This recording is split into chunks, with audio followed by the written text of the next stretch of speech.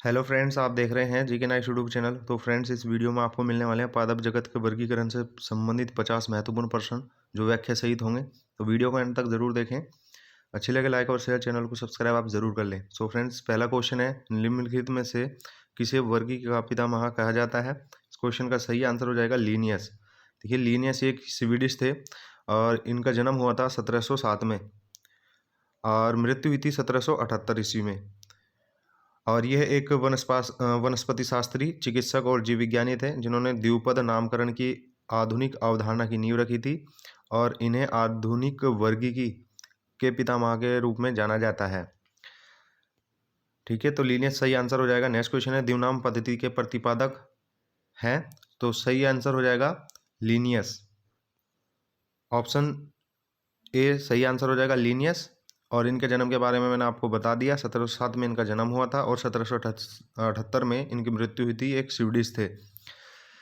Next question है, वर्गीकरण का प्राकृतिक सिस्टम किस वनस्पति विज्ञानी के ने प्रस्तुत किया था। क्वेश्चन का सही आंसर हो जाएगा स्वीडिश। ऑप्शन सी सही आंसर हो जाएगा स्वीडिश। ये कार्ल लिनियस के बारे में ही बात हो रही है। नेक्स्ट क्वेश्चन है, पुष्पी पादपों को रखा गया है। तो फ्रेंड्स, इनको रखा गया है फेनोरो गेम्स में। कहाँ पर रखा गया है? फेनोरो गेम्स में। ऑप्शन बी सही आंसर हो जाएगा।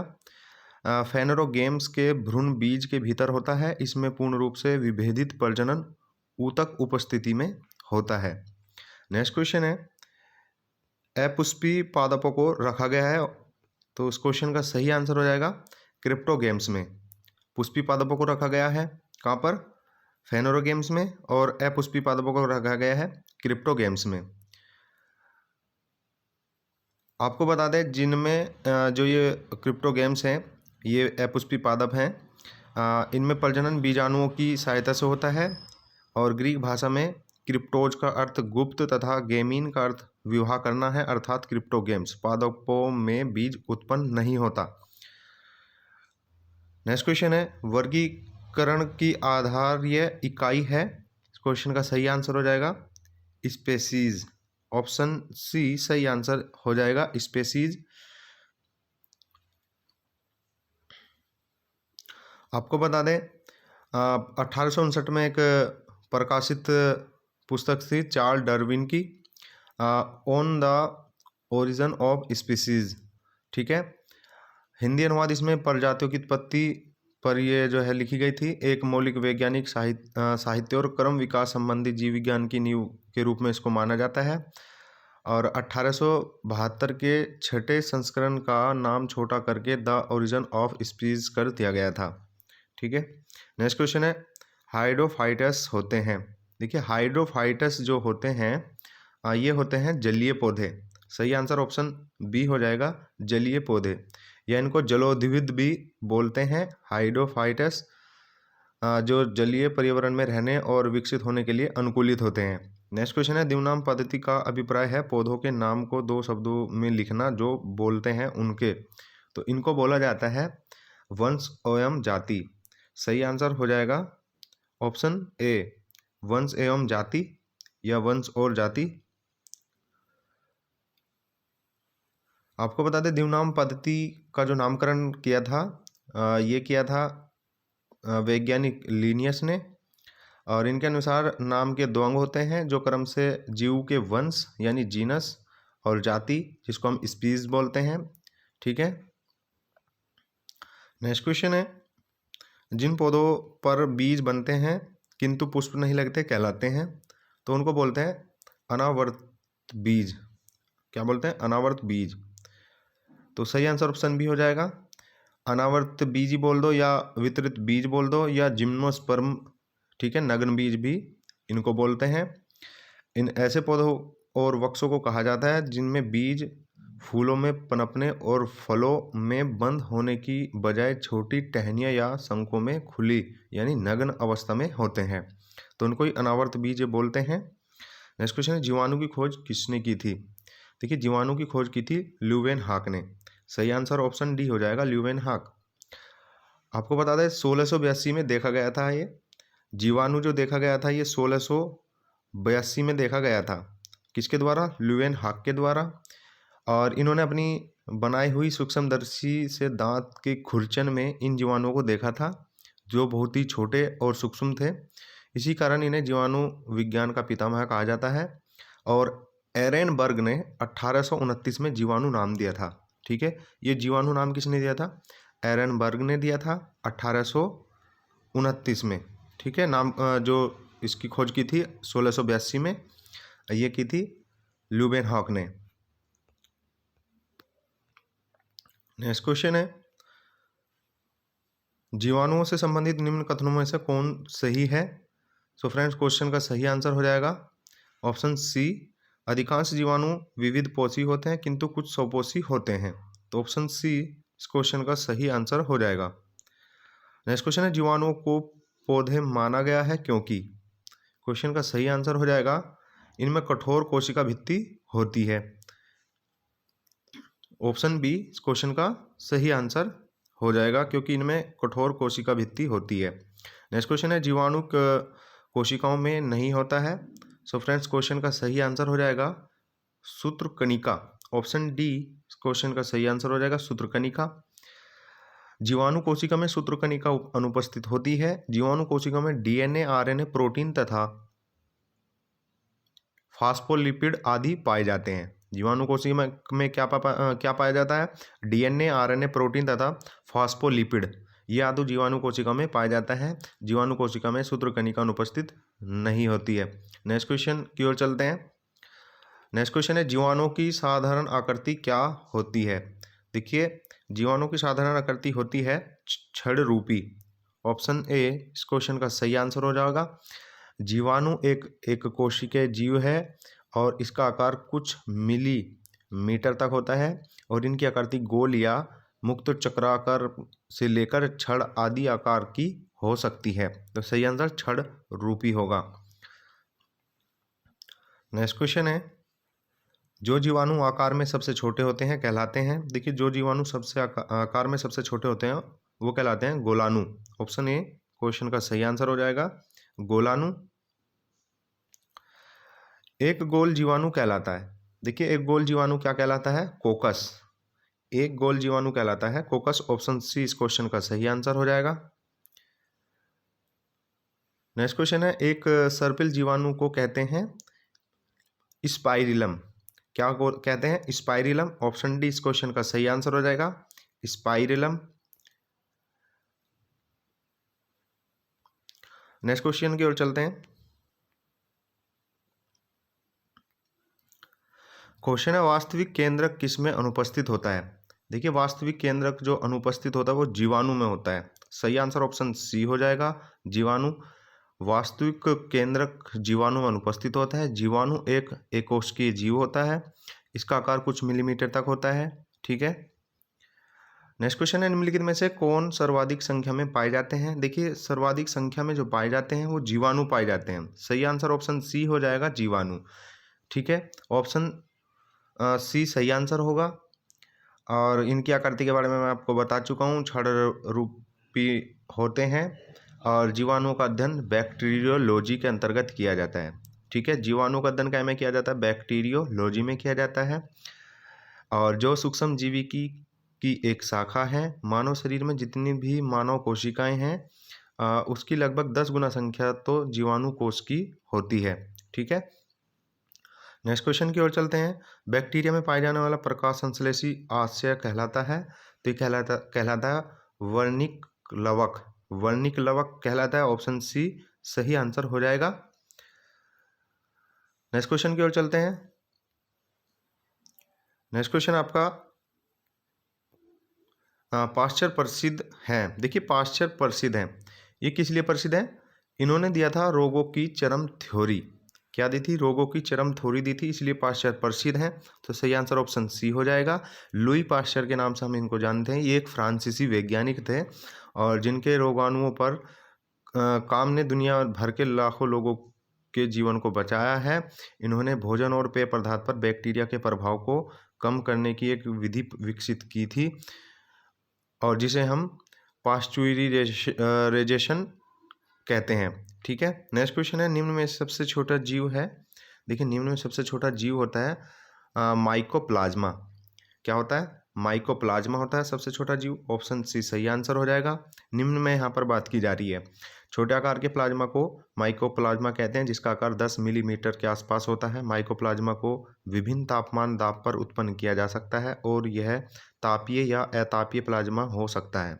ये ऐसे जीवधारी होते हैं जिनमें कोशिका भित्ति नहीं पाई जाती है। माइकोप्लाज्मा सबसे सूक्ष्म सजीव होते हैं। सन 1898 में फ्रांस के वैज्ञानिक ई नोकार्ड तथा ई रॉक्स ने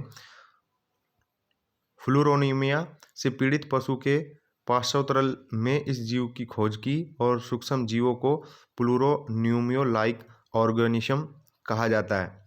नेक्स्ट क्वेश्चन की ओर बढ़ते हैं। जो जीवाणु सीधे ही वायुमंडल से नाइट्रोजन को नाइट्रोजन के यौगिकों में बदलते हैं कहलाते हैं। तो ये कहलाते हैं नाइट्रोजन स्थितिकारी जीवाणु। नाइट्रोजन स्थितिकारी जीवाणु, तो सही आंसर ऑप्शन सी हो जाएगा। वायुमंडल में नाइट्रोजन की मात्रा आप समझते हैं कितनी है? 78% है। लेकिन इतनी अधिक मात्रा होते हुए भी वायुमंडलीय नाइट्रोजन पौधों के लिए अनुपयोगी होता है। पौधों में नाइट्रोजन को गैसीय रूप में ग्रहण करने की क्षमता का पूर्णतः अभाव होता है। पौधे नाइट्रेट NO3 तथा नाइट्राइट NO2 के रूप में नाइट्रोजन ग्रहण करते हैं। यौगिकों के रूप में उपस्थित नाइट्रोजन स्थिर नाइट्रोजन कहलाता है। अतः वायुमंडल के मुक्त नाइट्रोजन गैस को नाइट्रोजन के यौगिकों के रूप में परिवर्तित करने की प्रक्रिया को नाइट्रोजन का स्थिरीकरण कहा जाता है। ठीक है। नेक्स्ट क्वेश्चन है, मूल ग्रंथिकाओं पाई जाती हैं। तो ये पाई जाती हैं कुछ लेग्यूमिन्स पादप और कुछ अन्य पौधों में। तो सही आंसर ऑप्शन ए हो जाएगा। नेक्स्ट क्वेश्चन है, अधिक नमक वाले आचार में जीवाणु जीवित नहीं रह पाते हैं क्योंकि। तो इस क्वेश्चन का सही आंसर होगा वे जीव द्रव्य कुचिंत हो जाते हैं, इस तरह मर जाते हैं। ऑप्शन ए क्वेश्चन का सही आंसर हो जाएगा। नेक्स्ट क्वेश्चन है, मानव की आंत में पाए जाने वाला जीवाणु। इंपॉर्टेंट क्वेश्चन है। देखिए, मानव की आंत में पाए जाने वाली जीवाणु को बोलते हैं एशेरिचिया कोलाई। ऑप्शन बी इस क्वेश्चन का सही आंसर हो जाएगा। ये एक तरह का बैक्टीरिया होता है जो मनुष्य के और पशुओं के पेट में हमेशा रहता है। इस बैक्टीरिया को ज़्यादातर रूप में हानि रहित है, लेकिन कुछ ऐसे हैं जो पेट में मरोड़ और दस्त जैसे लक्षण पैदा करते हैं। जीवाणु कई बार इनकी वजह से लोगों का गुर्दा काम करना बंद कर देता है और संक्रमित व्यक्ति की मृत्यु भी हो जाती है। ठीक है। नेक्स्ट क्वेश्चन है, तपेदिक या टीबी या ट्यूबरकुलोसिस इसको हम बोलते हैं, उत्पन्न करने वाला जीवाणु है। तो इसको उत्पन्न करने वाला जीवाणु है माइकोबैक्टीरियम।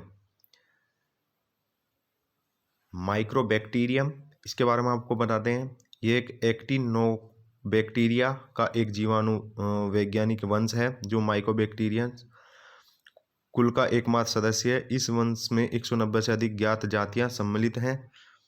किस वंश में? माइक्रोबैक्टीरियम में। ठीक है। और गंभीर बीमारियों का रोगजनक है।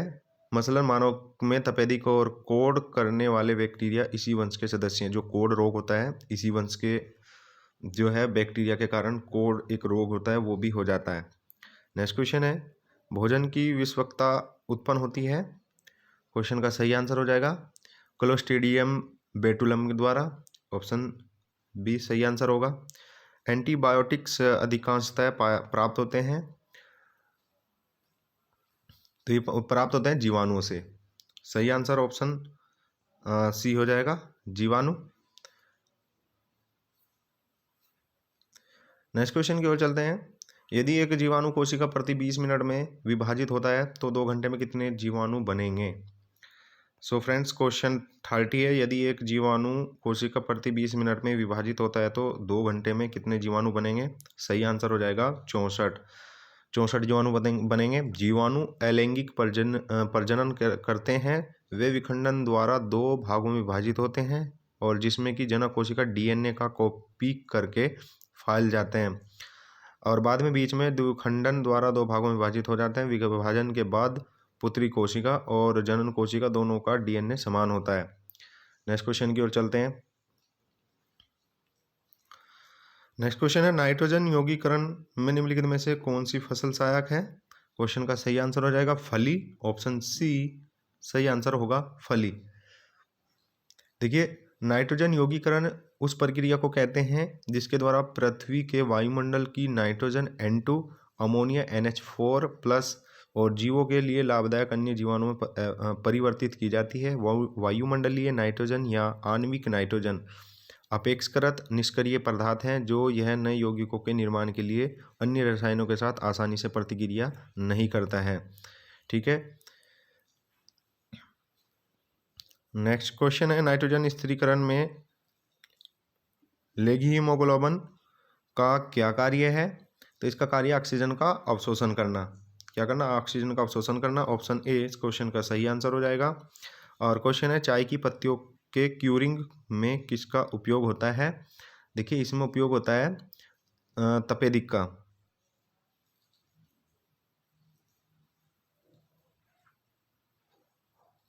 सॉरी, चाय की पत्तियों में क्यूरिंग का उपयोग जो होता है जीवाणु को होता है। ऑप्शन ए सही आंसर होगा।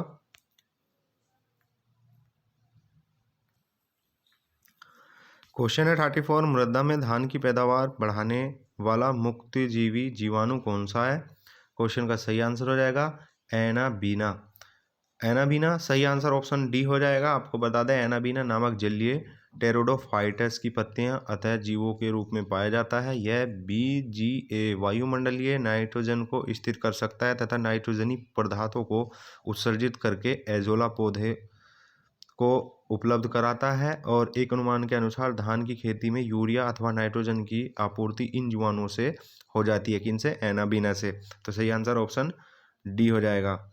नेक्स्ट क्वेश्चन है, प्रशीतन खाद्य परीक्षण में मदद करता है।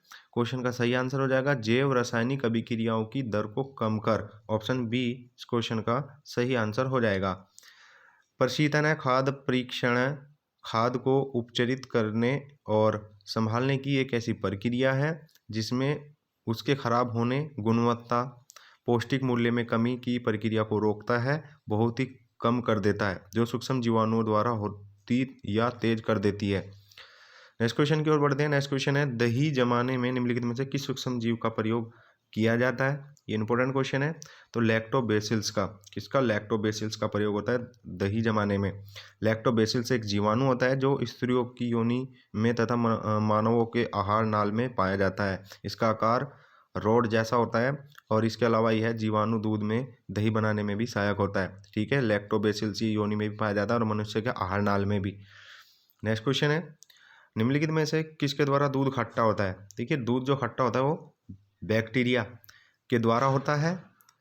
बैक्टीरिया ये दूध में पाया जाता है। ये जीवाणु दूध में पाए जाने वाले लैक्टोज शर्करा का किण्वन करके लैक्टिक अम्ल में बदल देता है, जिसके कारण दूध खट्टा हो जाता है। दूध खट्टा के कारण होता है लैक्टिक अम्ल के कारण। ठीक है, नेक्स्ट क्वेश्चन की ओर बढ़ते हैं। नेक्स्ट क्वेश्चन है, दूध के दही के रूप में जमने का कारण है। देखिए, दूध जो दही के रूप में जमने का कारण है, ये भी कारण है लैक्टोबैसिल्स का। ठीक है, ऑप्शन सी इस क्वेश्चन का सही आंसर हो जाएगा। नेक्स्ट क्वेश्चन है, निम्नलिखित में से कौन सा सहजीवी नाइट्रोजन यौगीकरण जीवाणु है? सो फ्रेंड्स, क्वेश्चन का सही आंसर हो जाएगा राइजोबियम। ऑप्शन ए सही आंसर होगा राइजोबियम। राइजोबियम बैक्टीरिया फलीदार पौधों की जड़ की ग्रंथियों में पाया जाता है। फलीदार जैसे दाल, मटर, ये राइजोबियम में नाइट्रोजन को नाइट्रेट में बदल देता है। इसी राइजोबियम के कारण फलीदार पौधों में प्रोटीन प्रचुर मात्रा में पाया जाता है और वायुमंडलीय नाइट्रोजन का स्थिरीकरण करता है। नेक्स्ट क्वेश्चन है, सर्वप्रथम विषाणु यानी वायरस की खोज किसने की? देखिए, वायरस की खोज की थी इवानोवस्की ने। सही आंसर ऑप्शन बी हो जाएगा, इवानोवस्की ने। आपको बता दें, वायरस की खोज का श्रेय जाता है इवानोवस्की को और इन्होंने 1892 में वायरस का पता लगाया था और ये पता लगाया था मोज़ेक रोग से ग्रस्त एक तंबाकू के पौधे की पत्तियों के ऊपर। ठीक है, नेक्स्ट क्वेश्चन है, विषाणु माने जाते हैं। देखिए, विषाणु जो माने जाते हैं, ये माने जाते हैं सजीव और निर्जीव के बीच का एक ट्रांजिशनल ग्रुप। ठीक है, ऑप्शन सी इस क्वेश्चन का सही आंसर हो जाएगा। नेक्स्ट क्वेश्चन है, निम्नलिखित में से किसमें एंजाइम्स नहीं होते? देखिए, एंजाइम्स जो नहीं होते हैं, ये नहीं होते हैं विषाणुओं में। ऑप्शन 20 क्वेश्चन का सही आंसर हो जाएगा विषाणु। विषाणु यानी वायरस अकोशिकीय अति सूक्ष्म जीव है जो केवल जीवित कोशिका में ही वंश वृद्धि कर सकते हैं। जीवित कोशिका में सिर्फ वृद्धि करते हैं विषाणु। ये नाभिकीय अम्ल और प्रोटीन से मिलकर गठित होते हैं। शरीर के बाहर तो ये मृत समान होते हैं परंतु शरीर के अंदर जीवित हो जाते हैं। इन्हें क्रिस्टल के रूप में इकट्ठा किया जा सकता है। एक विषाणु बिना किसी सजीव माध्यम के पुनरुत्पादन नहीं कर सकता। ठीक है ना। तो वायरस जो पाए जाते हैं केवल जीवित कोशिका में ही पाए जाते हैं। नेक्स्ट क्वेश्चन है टीएमवी संबंधित है। देखिए टीएमवी जो शब्द संबंधित है ये विषाणु से संबंधित है। किससे? विषाणु से संबंधित है। टोबैको मोजिक वायरस टीएमवी ये इसका पूरा नाम है। टोबैको मोजिक वायरस ये एक विषाणु है। यह सबसे पहले अस्कृत होने वाला वायरस है। इस विषाणु की खोज 1892 में इवानोवस्की ने की थी। ठीक है। नेक्स्ट क्वेश्चन की ओर बढ़ते हैं। हाइड्रोफोबिया। हाइड्रोफोबिया रोग उत्पन्न होता है। ये भी किससे उत्पन्न होता है? ये भी विषाणु से उत्पन्न होता है। सही आंसर ऑप्शन सी हो जाएगा। हाइड्रोफोबिया विषाणु से फैलने वाला एक खतरनाक रोग है। यह रोग कुत्ते, बिल्ली, सियार, भेड़िए के काटने या जख्म को चाटने से होता है। इसका विषाणु वायु के द्वारा भी फैलता है। इसमें मस्तिष्क शोथ जिसको हम मेनिंजाइटिस, सिरदर्द, गले की खराबी, 3-4 दिन तक हल्का बुखार रहता है जैसी समस्या इसमें हो सकती है। ठीक है। तो कुत्ते के काटने, बिल्ली, सियार, भेड़िया आदि के काटने से ये रोग फैलता है। कुत्ते के काटने से जिस विषाणु द्वारा घात रोग उत्पन्न होता है उसे क्या कहते हैं? हाइड्रोफोबिया कहते हैं। अभी हमने आपको बताया ऑप्शन बी इस क्वेश्चन का सही आंसर हो जाएगा। नेक्स्ट क्वेश्चन की ओर बढ़ते हैं। चेचक के लिए टीके का विकास किया था तो ये किया था एडवर्ड ने। एडवर्ड जेनर के नाम से हम इनको जानते हैं। और इस टीके का जो खोज की गई थी 1726 में की गई थी। किसके द्वारा? एडवर्ड जेनर के द्वारा 1726 में इसको टीके की खोज की गई थी। ठीक है। और चेचक जो आप समझते हैं विषाणुओं के कारण होता है और चेचक के टीके की खोज एडवर्ड जेनर ने की थी। इस तरीके से क्वेश्चन आते हैं। नेक्स्ट क्वेश्चन की ओर बढ़ते हैं। एडवर्ड जेनर की खोज तो हमने आपको बता दिया। नेक्स्ट क्वेश्चन है एडवर्ड जेनर की खोज तो इन्होंने की थी चेचक के टीके की। ऑप्शन डी इस क्वेश्चन का सही आंसर हो जाएगा। 1726 में विषाणु वृद्धि करते हैं। हमने अभी आपको पीछे क्वेश्चन में बताया था विषाणु वृद्धि करते हैं जीवित कोशिका में। ऑप्शन बी सही आंसर हो जाएगा। अति सूक्ष्म जीव होते हैं और ये केवल जीवित कोशिका में ही जो है वृद्धि करते हैं और शरीर के बाहर तो एक मृत समान के रूप में होते हैं। नेक्स्ट क्वेश्चन है विषाणु निर्जीव माने जाते हैं क्योंकि। देखिए विषाणु निर्जीव माने जाते हैं क्योंकि ये क्रिस्टलाइज हो सकते हैं। ऑप्शन बी इस क्वेश्चन का सही आंसर हो जाएगा। देखिए विषाणु के निर्जीव होने का लक्षण क्या है? ये कोशारूप में नहीं होते हैं। इनको क्रिस्टल बनाकर निर्जीव पदार्थ की भांति बोतल में भरकर कई वर्षों तक रखा जा सकता है। नेक्स्ट क्वेश्चन और लास्ट क्वेश्चन है एंजाइम अनुपस्थित होते हैं। देखिए एंजाइम जो अनुपस्थित होते हैं वो विषाणुओं में होते हैं। किसमें होते हैं? विषाणुओं में होते हैं। ऑप्शन बी इस क्वेश्चन का सही आंसर हो जाएगा। एंजाइम एक तरह का प्रोटीन है जो कोशिकाओं के अंदर पाया जाता है। एंजाइम मानव शरीर में केमिकल यानी रासायनिक प्रतिक्रियाओं को तेज करने में मदद करता है। एंजाइम भोजन को पचाने, मांसपेशियों के बनने और शरीर में विषाक्त पदार्थ खत्म करने के लिए शरीर के हजारों कामों के लिए आवश्यक होता है। एंजाइम विषाणुओं में एंजाइम नहीं पाया जाता है। तो एंजाइम का कितना कार्य है आपके शरीर में आपने समझ लिया। तो वीडियो अच्छी लगी तो लाइक और शेयर जरूर कर दें। चैनल को सब्सक्राइब कर लें। Thanks for watching.